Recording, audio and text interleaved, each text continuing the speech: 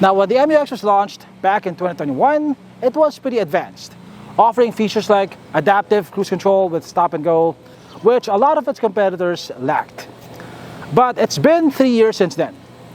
Is the 2024 Isuzu Mu-X LSE 4x2 still worth buying in 2024? Let's find out.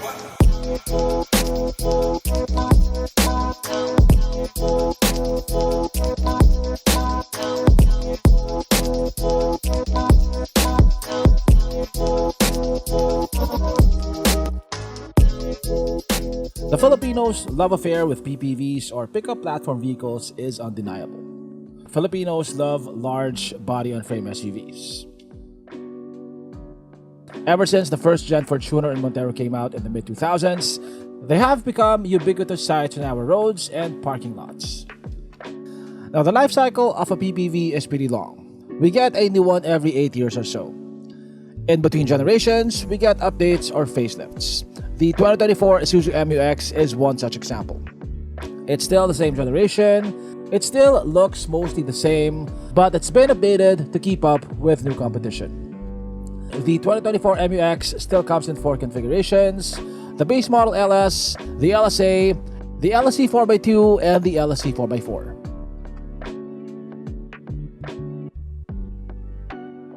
The Mu-X LSE 4x2 looks very similar to the top-of-the-line Isuzu Mu-X LSE 4x4, except that this doesn't get the 4x4 bits, like the transfer case, the front differential, the 4x4 shift knob in the cabin, and the 4x4 badge at the back.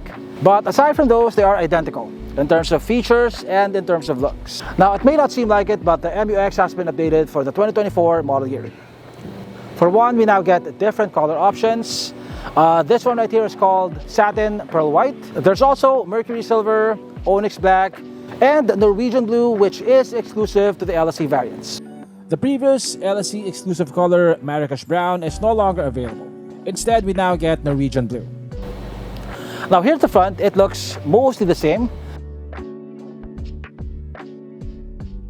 I find that it's a hit or miss for a lot of people. Some like the Predator-like styling of the front, while some find it too aggressive. I personally like these accents over here, which look like fangs, and I like how they're finished in dark chrome. It gives the car a more menacing look.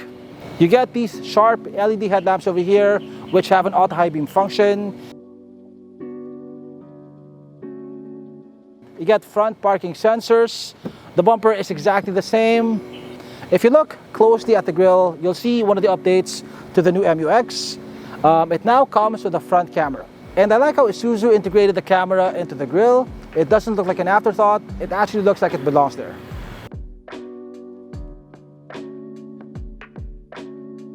Isuzu is known for making very reliable diesel engines.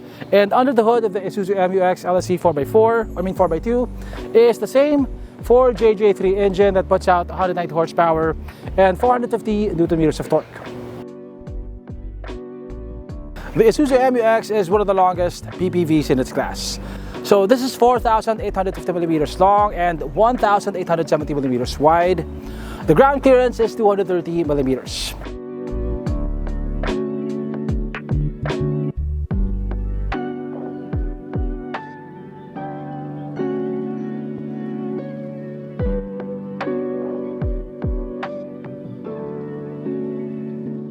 Now, here on the side, you won't find any changes on this 2024 model. It gets the same 20-inch wheels wrapped in 265 50 Series Bridgestone tires. Now, I think the 20-inch wheels of the Isuzu Mu-X LSE give it a sharper and more premium look compared to the 18s of most of its rivals.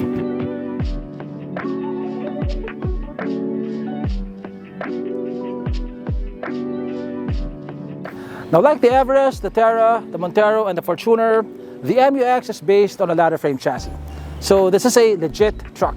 It's not a crossover. Now, the main difference between PPVs like the Mu-X and large crossovers like the Ford Explorer is that PPVs have a separate body on top of the chassis, hence body on frame. While on crossovers, the body and the frame are one, hence unibody.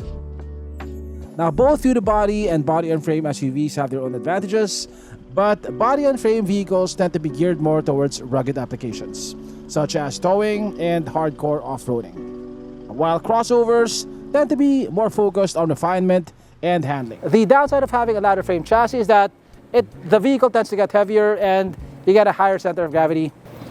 Now, as for the suspension, you get double wishbones at the front and a rigid axle supported by coil springs at the back. Like the older LSE models, this also gets power folding side mirrors with repeaters. You got a roof rail. Now, shout out to our friends from Overland Kings, but this decal over here does not come stock with the MU-X. The back of the MU-X looks clean and simple. You get these LED tail lamps over here with this holographic effect on the inside. The turn signals though are still halogens. Now, the tailgate of the MU-X is actually made of polycarbonate plastic. Now, you wouldn't be able to tell otherwise if no one told you. It feels quite solid. Now, the MU-X LSE 4x2 comes with a power liftgate.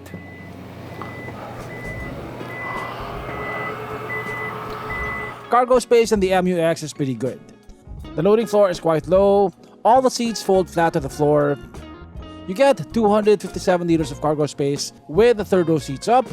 If you fold the third row, you get over 1,000 liters. And if you fold the second row, you get over 2,000 liters.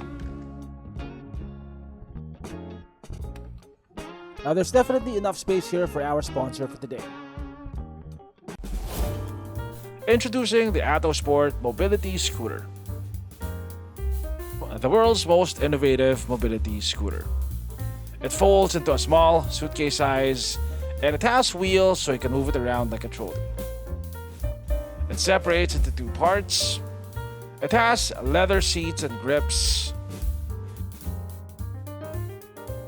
an illuminated LCD dashboard, enhanced lighting for extra visibility. You can install optional armrests. It's perfect for seniors as it's easy to lift and unfolds in seconds.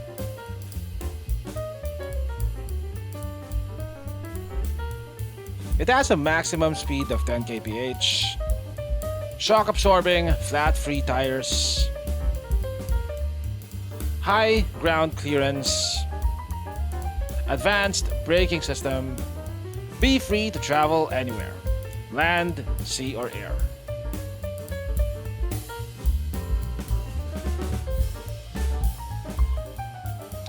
It has 20 kilometers of continuous driving range. Engineered with flair, designed with passion for performance. Be active, be free, be yourself. Atto Sport, moving life.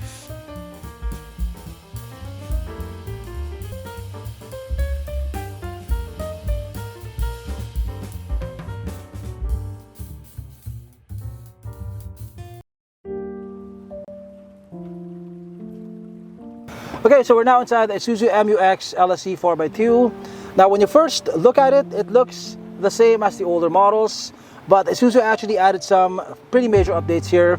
Like, we now have a wireless phone charger. We also now have a 360 camera. Now, prior to this update, the Isuzu Mu-X LSE was one of the few high-end PPVs that didn't come with these features. But now that Isuzu has added them, it's now up to par with the competition, at least in terms of tech. Now, in terms of materials, the top of the dashboard is covered in leather with white stitching. You also have leather on the door inserts, and your armrests are covered in leather. You have some plastics over here, and they're not the nicest kind of plastics. Yeah, like, you have a very sharp edge over here. It almost feels like one of those molding seams. Anyway, the rest of the interior looks and feels quite premium. Even these panels over here are covered in leather. The seats are covered in leather. The driver's seat is power adjustable. You can move the seats forward and back. You can adjust the recline angle. There is no power lumbar support adjustment, but we actually have manual lumbar support adjustment over here. Now, the steering wheel is leather wrapped. It tilts, it telescopes. You also have plenty of buttons here for your ADAS. The instrument cluster is mostly analog. You have an analog speedometer, an analog tachometer, and a multifunction digital screen at the center. Now, it still gets the same 10-inch infotainment screen. It has Apple CarPlay, it has Android Auto. You also have a couple of useful apps here, like you have a clinometer. It shows your pitch angle, your roll angle. You also have a compass over here. And you have an altimeter, which shows that we're 85.1 meters above sea level. You also have a navigation app. Now, normally you would use Waze for navigation, but in case you don't have data or there's something wrong with your phone, you can use this app instead. Now this does not require an internet connection. It's not the quickest, but it works. We're not connected to the internet. These locations are saved in the infotainment screen's memory. Yeah, this also has a 360 camera. Now the resolution is not the best in its class. Definitely not as good as on the Everest, but this one gets a 3D mode, which you don't get on the Everest. As you can see, I can rotate the view like so. This also has a recording function. So basically it works like a dash cam. And you can play your videos here. Play. Yeah, so you don't have to install a dash cam anymore. Now in terms of storage, like the D-Max, which this is based on, you have dual glove boxes over here. One at the top, which also has a smaller compartment so you can organize your stuff better. And one at the bottom, which is not dampened, as you can see. You get a bit of storage underneath the armrest. It's not very big, definitely not as big as the one on the Everest. You have two smaller cup holders over here. You also have cup holders right next to each aircon vent, which is the ideal place to put them if you want to keep them cool. I like how big the bottle holders are over here. It can fit this medium-sized water jug, as you can see. You get dual zone climate control, and I like how the individual functions have their own corresponding physical buttons. You have an electronic parking brake without a hold. You have one USB-A port over here, one aux jack, one 12-volt outlet. You have a dedicated button here for turning on your 360 camera. You have a dedicated traction control button over here, hill descent control.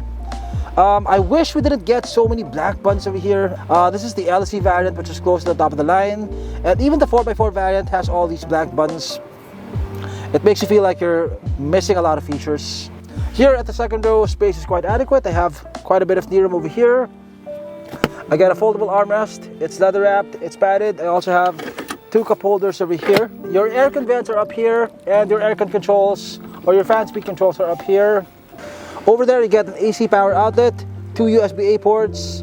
You get a hook over here for hanging your groceries. And you get plenty of grab handles here for easier entry. The Mu-X has the best third row seats in its class. Knee room is pretty good. They have about 3 inches here. Headroom is also quite good. Now on the Nissan Terra, you'd be sitting like this. You'd feel like you're squatting on the floor because it's so high. But here, because the flooring is pretty low, my knees are at a more comfortable angle.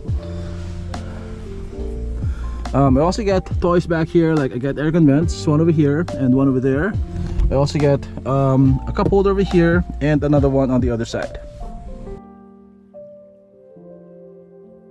The Isuzu Mu-X LSE 4x2 comes with full ADAS features like adaptive cruise control. So right now my right foot is not doing anything. It's not stepping on the brakes, it's not stepping on the gas, and the vehicle is automatically accelerating and stepping on the gas on its own. I mean accelerating and stepping on the brakes on its own. So as you can see, we're slowing down. My foot is not doing anything. It's gonna try to match the speed of traffic ahead of me. And if that vehicle in front of me stops, the vehicle will also stop. So that's one thing that you don't get on the Toyota Fortuner. The Toyota Fortuner comes with, the Toyota Fortuner LTD comes with adaptive cruise control, but that one does not have a stop and go function. You can't activate it below 30 kph.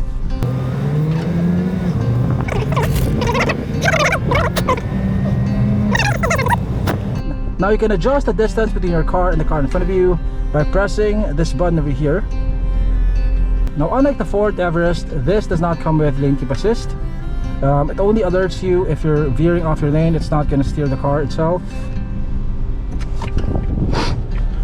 Now on intersections like that, you have to guide the car just to be sure.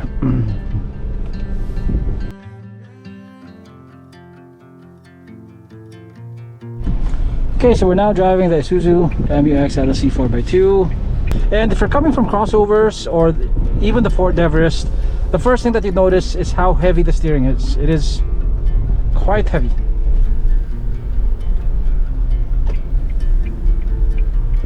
Now I can imagine that eventually you'll get used to it,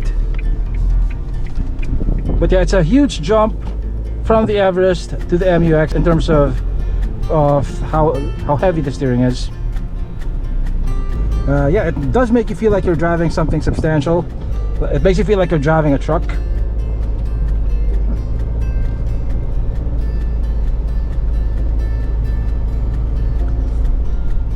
Also, the engine is more audible here in the cabin than on the Ford Everest. It's not noisy, but you can definitely tell that you're driving a diesel. The ride quality of the MU-X is pretty good. Definitely better than the Fortuner. I think the Terra is better at handling road imperfections, but the MU-X has a better balance of performance and ride quality as it doesn't roll as much in the corners. I think the Montero rides a bit better. The Everest is still the standard in the segment when it comes to suspension tuning, but the MU-X isn't trailing that far behind. Now, it may not be at the top when it comes to ride quality, but the fact that it has stop and go adaptive cruise control means that you can rest your right foot on longer trips, vastly reducing driver fatigue. The MU-X LSE is one of the more fuel-efficient PPVs on the market.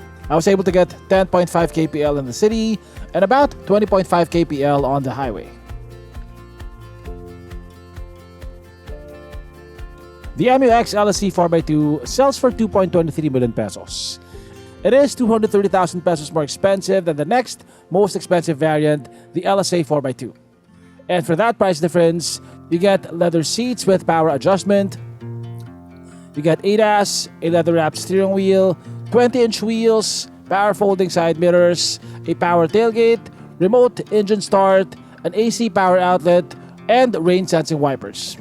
The 360 camera is available for both the LSE and LSA variants. Now, 230,000 pesos is a lot of money, but you also get a lot of additional features for that additional money.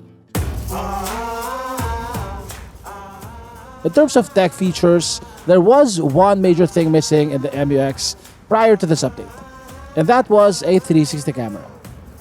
For a vehicle as big as the MU-X, it's a feature that would definitely come in handy. Now that it has that feature, it's now one of the better spec'd high-end 4x2 PPVs in the segment. It has the best ADAS system in its price bracket. Its adaptive cruise control has no minimum speed limit, unlike the Fortuner and the Montero. The Terra VL and the Everest Titanium 4x2 don't even have adaptive cruise control. Aside from tech, it also has good fuel economy, a decent ride, the best third-row seats in its class, and it's from a brand that's known for making reliable diesels. Depending on what your priorities are, there are still plenty of reasons to choose the Isuzu Mu-X in 2024.